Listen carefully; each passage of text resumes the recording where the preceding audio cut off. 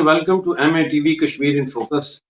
नाजरीन, जैसा कि आप जानते हैं कि हमारे प्रोग्राम इस वक्त यूट्यूब और फेसबुक पर भी लाइव आ रहे हैं और हम अपने प्रोग्राम में पाकिस्तानी कब्जे वाले जम्मू कश्मीर पर खास तौर पर फोकस करते हैं। इसके अलावा वादी पर भी हम बात करते हैं, जम्मू पे भी बात करते हैं, लद्दाख पे भी बात करते हैं और खास तौर पर गिलगित बल्तिस्तान को तो हम बिल्कुल इग्नोर नहीं करते। लेकिन आज मैं अपनी गुफ्तगू का आगाज करूंगा POJ में होने वाले इलेक्शन से। जैसा कि आप जानते हैं कि इन इलेक्शंस में बहुत बड़े आरोप लगे हैं धांधली के, और ये धांधली नंगी थी कि फौज की गाड़ियों में बैलेट बक्सेस पर पहुंचाया जा रहा था, जिसकी वीडियो जो है वो सोशल मीडिया। इसके अलावा कई जगह पर जो है वो और इसी तरह चढ़ोई में कोटली के जो डिस्ट्रिक्ट का इलाका हुई, वहां पर तो इतना शदीद तसादम हुआ कि फायरिंग हुई और में लोग जान से हाथ धो बैठे। कई घंटों तक उस पर पोलिंग बंद करनी पड़ी क्योंकि पाकिस्तान इंसाफ की जो इमरान खान की पार्टी है उसके जो लोग हैं लोगों पर हमलावर हो रहे। जैसे जब पोलिंग स्टेशन बंद हो रहे थे वैसे वैसे पोलिंग स्टेशन के अंदर ठप्पे लगाने की, यानी कि PTI के जो निशान इलेक्शन का निशान उसके ऊपर ठप्पे आ रही। मीडिया को पोलिंग स्टेशन पर जाने नहीं दिया, इसके बावजूद कि उनके पास इलेक्शन कमीशन खसूसी कार्ड उनको जारी किए गए थे कि ये कार्ड दिखा के जा सकते। इसके बाद एक वाकया हुआ, हाँ इससे भी अर्ज कर दूं कि जाहिर है PTI जीत गई, 25-26 सीटें उन्होंने ली हैं, 11-12 सीटें पीपल्स पार्टी ने ली हैं और 6 सीटें जो सिटिंग गवर्नमेंट थी पाकिस्तान मुस्लिम लीग की उन्होंने ली। एनीवे 29 जनवरी को उम्मीद है कि जो नई पपेट काबीना है, कैबिनेट है, वो हल्फ उठा लेगी। लेकिन नाज़रीन, कल एक ऐसा वाकया हुआ कि जो पाकिस्तान से फौज आई हुई थी इलेक्शन को देखने के लिए, उनमें एक पैरामिलिट्री फोर्स है फ्रंटियर कांस्टेबलरी, वो जब जा रहे थे नीलम से गुजर रहे थे तो शारदा के मकान उनकी गाड़ी खराब हो गई थी, तो उन्होंने एक गाड़ी रोकी और उसमें से औरतों को बाहर उतरने को बोला। जब औरतों ने पूछा कि हम क्यों बाहर आए, तो उन्होंने कहा कि इसलिए कि हम आपकी गाड़ी में अपनी मंजिल की तरफ जाना चाहते हैं। तो औरतों ने कहा हम नहीं उतरेंगे, आप दूसरी गाड़ी मंगवाएं। इस पर वहां पर उन्होंने औरतों के साथ दस्तराजी की, औरतों को खींच कर गाड़ी से निकाला, उनके दुपट्टे फाड़ दिए। इर्द गिर्द खड़े हुए जो नौजवान थे वो लपके, उन्होंने औरतों को इन फ्रंटियर कांस्टेबलरी के जो सिपाही हवलदार था उनसे बचाने की कोशिश की। इस दौरान वहां खड़ी नजदीक आ गई और तू मैं की तकरार जो है, अंजाम ये हुआ कि फ्रंटियर कांस्टेबलरी ने डायरेक्ट फायर जो है, स्ट्रेट फायर वो करने शुरू किए, जिसके नतीजे में 3 लोग जान से हाथ धो बैठे और 25 से ज्यादा लोग जो है वो जख्मी हुए।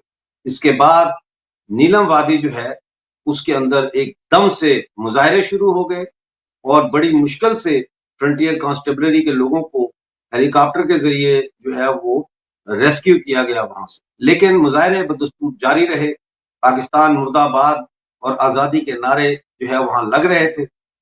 और उसके बाद आज ये मुजाहरे दूसरे शहरों में भी फैल गए और आज मुजफ्फराबाद में भी एक ऐसा ही मुजाहरा हुआ है, जिसमें लोगों ने तकरीरों में ये जो दहशतगर्दी है इसके पीछे वर्दी है के नारे के साथ साथ पाकिस्तान से आजादी के नारे भी लगाए। हम इस सारी सूरत हाल का और आने वाले दिनों में क्या हम तवक्को करते हैं इसका जायजा लेने के लिए जो है आज मेरे साथ जुड़े हैं मेजर जनरल सिवाज जी, जो टेरिटोरियल आर्मी के एक्स चीफ हैं। आपका बहुत बहुत स्वागत है, नमस्कार, आपको बहुत बहुत नमस्ते, thank you very much for joining us. Thank you doctor Mirza साहब। ये क्या हो रहा है जी POJ में? ये इलेक्शन जो है ये तो इन्होंने बिल्कुल नंगी धांधली की है वहां पे, और गुंडागर्दी जो वजीर है minister for Kashmir affairs and Gilgit Baltistan, उसको हम देखते हैं कि वो गुंडागर्दी कर रहा है। इलेक्शन कमीशन उस पर उसको बैन करता है POJ में आने से, लेकिन वो बाज नहीं आता। जो सेक्टर इंचार्ज है ब्रिगेडियर नईम मलिक गिलगित बल्तिस्तान और POJ का, वो वहां लोगों से पैसे ले रहा है, 10-10 करोड़ ले रहा है टिकट देने के, और PTI की टिकटें बजाय इसके कि पार्टी तकसीम करे वो तकसीम कर रहा है। क्या हो रहा है, कैसे देखते हैं आप? देखो मिर्जा साहब, इसमें कोई शक नहीं, जो इलेक्शन हुए हैं वो एक बिल्कुल फार्स हैं, फ्रॉड हैं, और ये एक डेमोक्रेसी के लिए बहुत बड़ा धब्बा है।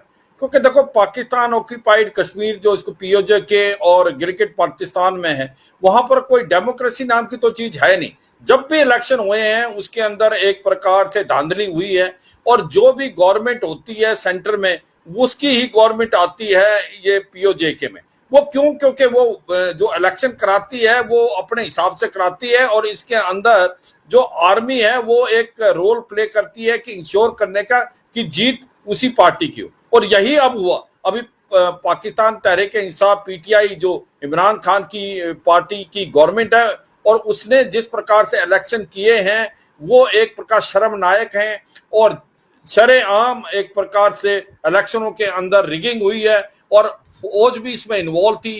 फौज के 50,000 आदमियों को डिप्लॉय किया गया। उन्होंने डायरेक्टली तो नहीं इसके अंदर हिस्सा लिया, पर उन्होंने इन्फ्लुएंस किया। और सच्चाई ये हुई है कि लोग अभी बिल्कुल तंग हैं। उनको महसूस हो गया कि यहाँ डेमोक्रेसी नाम की कोई चीज नहीं है, ये तो थोपा जाता है जो पार्टी बनती है।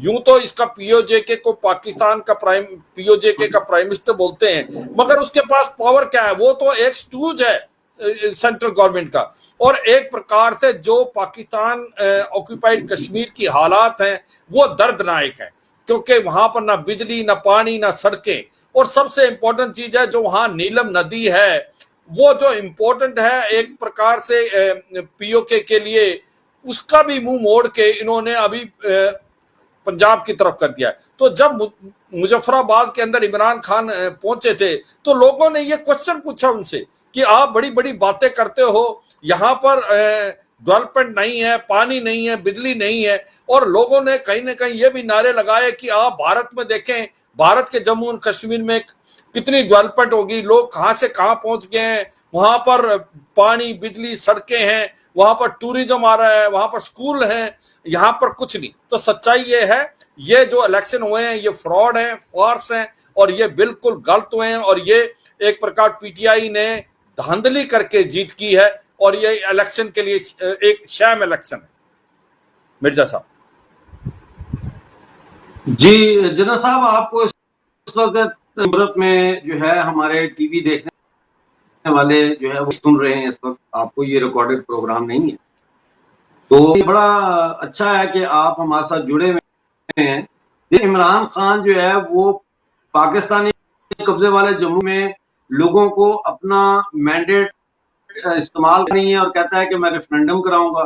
ये रेफरेंडम कैसे हैं?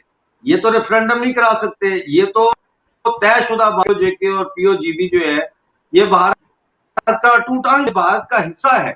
और आज मैं सुन रहा था ये वैली से एक हमारे साथ कोई साहब थे, वो फरमा कि महाराजा हरि सिंह ने जो मुआहदा किया था एक्सेशन का, वो सिर्फ इन इलाकों का किया के पास है, उनका नहीं किया था जो पीओजे के। और जो इस पर थोड़ी सी रोशनी डालें हमारे दर्शकों के लिए कि ये क्या। देखो, ये इसमें कोई शक नहीं कि महाराजा हरि सिंह ने जो 22 अक्टूबर 1947 में इंस्ट्रूमेंट ऑफ एक्सेशन साइन किया था, तो पूरा जम्मू एंड कश्मीर जिसके अंदर, हाँ पूरा जम्मू एंड कश्मीर 26 अक्टूबर को, तो ये पूरा का पूरा जम्मू एंड कश्मीर था। उसके अंदर आपका जो भारत का जम्मू एंड कश्मीर अभी है, पाकिस्तान ऑक्यूपाइड कश्मीर, गिलगित पाकिस्तान और किसी हद तक अक्साई क्षेत्र, ये पूरा का पूरा जो हिस्सा था वो भारत का हो गया था। तो 26 अक्टूबर के बाद ये हिस्सा भारत का है, और 27 अक्टूबर को भारत की जो सबसे पहले इन्फेंट्री यूनिट जो सिख यूनिट थी, फर्स्ट सिख, उसको श्रीनगर के अंदर लैंड किया था। और उसके बाद पूरी हिस्ट्री है कि किस प्रकार से भारत की फौजों ने, ये जो रेडर आए थे, पाकिस्तान से रेडर आए थे और सिविल ड्रेस के अंदर पाकिस्तान की आर्मी थी, उनको पीछे खदेड़ा गया। मगर जब बात आई ये पीओके की बात, तो कहीं ना कहीं गलती हुई है कि यूनाइटेड नेशन में गए, और उसके बाद बात आ गई कि जहां पर भी हैं वहीं पर आएंगे, और यह बताया गया कि प्लेबेसाइट होगा। और प्लेबेसाइट की बातें 2-3 थी। प्लेबेसाइट में सबसे पहले था पाकिस्तान को वकेट करना था पूरा इलाका, उसकी आर्मी को, और उसके बाद भारत ने उतनी फौज रखनी थी जितनी जरूरत है, और फिर होना था प्लेबेसाइट। मगर पाकिस्तान को पूरा भरोसा था कि अगर प्लेबेसाइट अगर उनकी फौज वहां से चली जाती है और प्लेबेसाइट होती है तो उनको तो 1% भी वोट नहीं मिलेंगे, क्योंकि वो तो आके उन्होंने तो रेड किया था, लोगों को मारा था, औरतों को रेप किया था। तो ऐसे में उनको पता था वो बहुत अनपॉपुलर हैं, तो पाकिस्तान ने कभी भी अपनी आर्मी को उस इलाके से निकाला ही नहीं। तो प्लेबेसाइट का तो क्वेश्चन ही नहीं उठता है। और फिर 1972 के अंदर जो आपका शिमला एग्रीमेंट हुआ उसमें ये बात होगी थी कि म्यूचुअली रिजॉल्व करेंगे। और 1994 में भारत की पार्लियामेंट में रेजोल्यूशन पास हुआ कि ये पूरा हिस्सा भारत का है, यह अटूट अंग है और इसको इलीगली ऑक्यूपाई किया, क्योंकि 26 अक्टूबर 1947 के बाद ये भारत का हिस्सा बन गया जब महाराजा हरि सिंह ने ये इंस्ट्रूमेंट ऑफ एक्सेशन साइन किया। और इसीलिए 25 सीटें जो हैं असेंबली की खाली छोड़ी जाती हैं जम्मू कश्मीर असेंबली के लिए। तो अब ये सच्चाई है कि ये भारत के पास वापस आना चाहिए, इलीगली ऑक्यूपाइड है। और हम तो कहते हैं जो ये इलेक्शन होते हैं ये बिल्कुल इलीगल है, ये इलेक्शन हो ही नहीं सकते, क्योंकि ये भारत का हिस्सा है, ये तो पाकिस्तान का हिस्सा है ही नहीं। मिर्जा साहब बिल्कुल आपने दुरुस्त फरमाया। और कल तो बड़े नारे लगे, और एक जो देखें जो 1965 में और 71 की वॉर में जम्मू से काफी महाजर बनकर आए इस पार, ठीक है।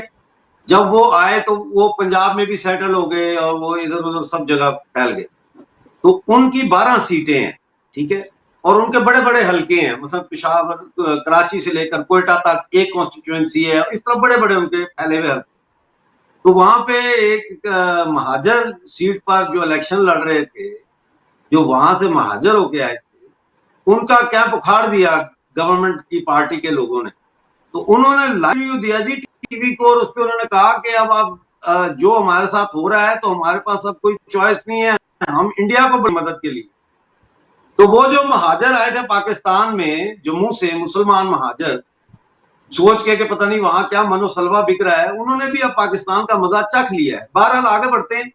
ये जो अब सूरत हाल डेवलप हो रही है, इसमें पीओजेके के लोग जो है ना, जनरल साहब, वो अब देख रहे हैं भारत की तरफ कि भारत जो है पीओजेके और पीओजीबी का भारत में री इंटीग्रेशन के लिए जो है वो क्या करने जा रहा है। इस हवाले से आपकी क्या रिकमेंडेशंस हैं कि कैसे इसको री इंटीग्रेट किया जाए एक प्रोसेस के तहत, विदाउट गोइंग टू वॉर, कैसे इसको हम री इंटीग्रेट कर सकते हैं? देखो, पहली बात तो यह है कि जो हिस्सा भारत के पास है उसके अंदर बहुत ज्यादा डेवलपमेंट हो चुकी है। वहां पर डेमोक्रेसी है, वाइब्रेंट डेमोक्रेसी है, डिस्ट्रिक्ट डेवलपमेंट काउंसिल के इलेक्शन हुए हैं, उसके बाद पंचायत इलेक्शन हुए, और जब आर्टिकल 370 और 35 अब्रोगेट कर दिया है उसके बाद तो ये बिल्कुल भारत का हिस्सा बन गया। और टूरिज्म आ रहा है, वहां पर बड़े बड़े स्कूल खुल रहे हैं, हॉस्पिटल आ रहे हैं, एम्प्लॉयमेंट बढ़ रही है, रेडिकलाइजेशन बिल्कुल कम हो गया। और इसके बिनिस्बत जो पाकिस्तान ऑक्यूपाइड कश्मीर है वो बहुत पीछे रह गया। अब लोग वहां के देख रहे हैं कि भाई हम तो बहुत पीछे रह गए और हमको तो पाकिस्तान में सेकंड क्लास सिटीजन माना जाता है। गिलगित बाल्टिस्तान में शिया पॉपुलेशन है, उसको तो ये जो बहुत ही नीचे देखते हैं। तो अब वो लोग चाहते हैं कि मिलना, उनको महसूस होगा कि उनसे वो बेटर रहेंगे अगर वो भारत का हिस्सा बन जाते हैं। तो मुझे लगता है ये आवाज अभी पाकिस्तान से खुद से आ रही है और ये प्रेशर पड़ेगा पाकिस्तान पे बहुत ज्यादा, और पाकिस्तान की फौज को, पाकिस्तान की अवाम को, आर्मी को, कि अब वहां के लोग ही कह रहे हैं कि हम भारत में मिलना चाहते हैं। और वो ये बात जो आपने कही है, ये दहशतगर्दी है, इसके पीछे वर्दी है। तो आज ये बोलना है गो बैक न्याजी, और पाकिस्तान के फ्लैग को जला रहे हैं, भारत को मदद मांग रहे हैं। तो मुझे लगता है धीरे धीरे लोगों के अंदर ये अभी अवेकनिंग आई है और वो ही कह रहे हैं कि हम भारत में मिलना चाहते हैं। वो इसका रीजन एक ही है, उनको महसूस हो रहा है कि अगर वो भारत का हिस्सा बनते हैं तो उनकी लाइफ बेटर होगी, उनको ज्यादा फैसिलिटी मिलेंगी। और जबकि पाकिस्तान के अंदर वो एक प्रकार सेकंड क्लास सिटीजन है। आपने बड़ा अच्छा एग्जाम्पल दिया, जो मुसलमान मुजाहिर बन के यहां से पाकिस्तान चले गए, सोचा बहुत कुछ मिलेगा, आज उनकी बहुत बुरी हालत है।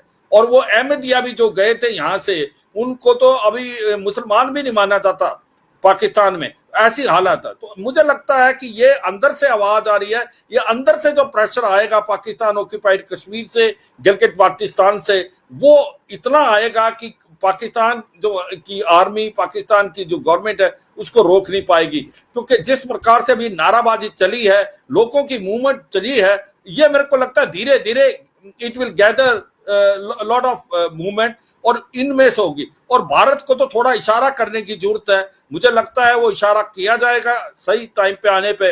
और आने वाले टाइम में मुझे लगता है कि जम्मू एंड कश्मीर का हिस्सा बनेगा पाकिस्तान ऑक्यूपाइड कश्मीर और गिलगिट बाल्टिस्तान, वो टाइम दूर नहीं। मिर्जा साहब,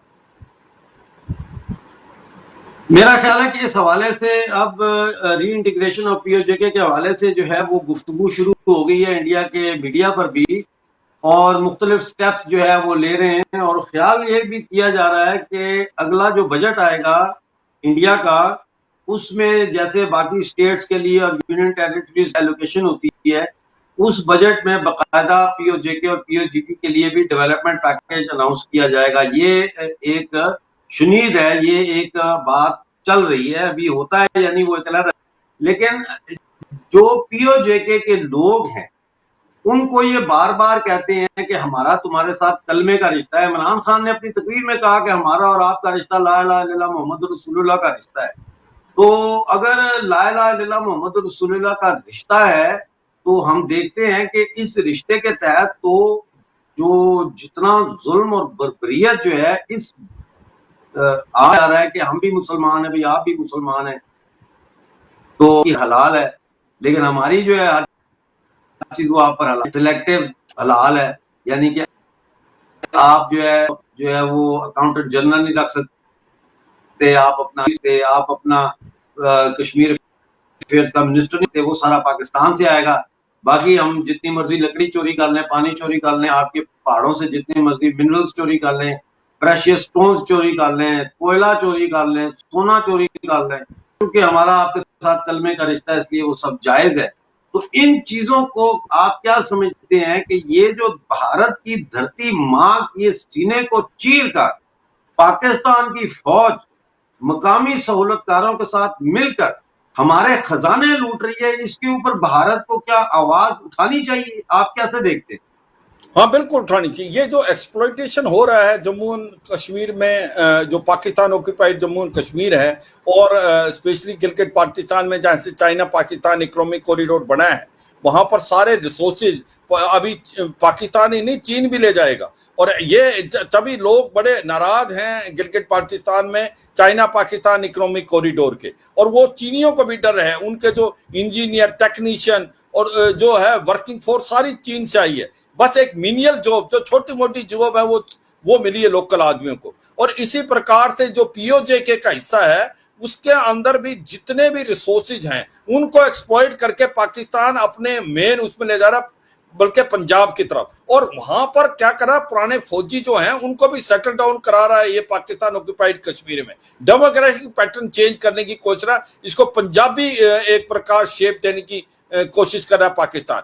मगर अब समझ इन लोगों को जो है वहां के, उनको समझ आ गई है कि हमारे साथ खेल खेला जा रहा है और हमको ये सेकंड क्लास सिटीजन ट्रीट कर रहे हैं, और बहुत बड़ी गलती होगी, हमें पाकिस्तान में है, हमें भारत में मिलना चाहिए। तो आवाज आने लगी वहीं से। देखो वहां पर जो बात है, इमरान खान ने एक जुमला खेला कि उसमें कोई ऐसा तो है ही नहीं कि अगर वो हमारे साथ मिल जाते हो आप, फिर हम भी आपको रेफरेंडम देंगे कि आप हमारे साथ रहना चाहते हो या इंडिपेंडेंट होना चाहते हो। वो एक पॉलिटिकल जुमला था, क्योंकि और कुछ नहीं, उसको मालूम है ये कभी नहीं होगा।